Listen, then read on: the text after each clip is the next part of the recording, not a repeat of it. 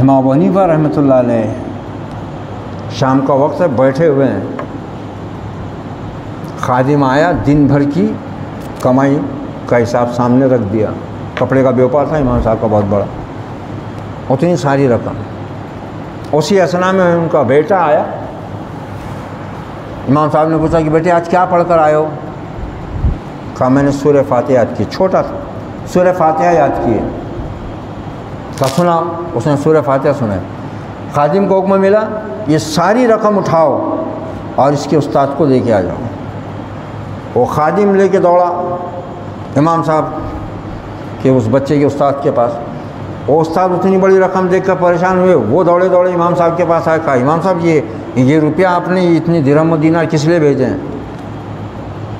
کہا رے تم نے میرے بیٹے کو وہ چیز سکھائی ہے جس کی قیمت پوری دنیا بھی ادا نہیں کر سکتی، یہ تو ایک معمولی رقم ہے، میں نے بطور خوشی ہدیتاً آپ کو دی ہے۔ یہاں پورا قرآن پڑھاؤ تو 500 روپے دیتا نہیں۔ یہ علماء دین تھے، یہ اہل دین تھے، یہ علم دین کی قدر و قیمت تھی، یہ علم دین۔ امام مالک رحمۃ اللہ علیہ کے ایک شاگرد سے کسی نے پوچھا کہ آپ نے امام مالک سے کتنے برس علم حاصل کیا ہے؟ تو اس نے کہا 20 سال۔ کہا 20 سال؟ کہا ہاں، مگر علم 2 سال میں ہی حاصل کیا۔ تو بولے پھر 20 سال 18 سال کائیں میں لگائے؟ بولے علم کا ادب سیکھنے، کیونکہ تعلیم یہ تو سکھا دیتی ہے، بولنا سکھا دیتی ہے، مگر کب بولنا ہے، کتنا بولنا ہے، کہاں بولنا ہے، کیسے بولنا ہے، یہ تھوڑی سکھایا جاتا ہے۔ یہ تو علم دین سے آتی ہے یہ چیز،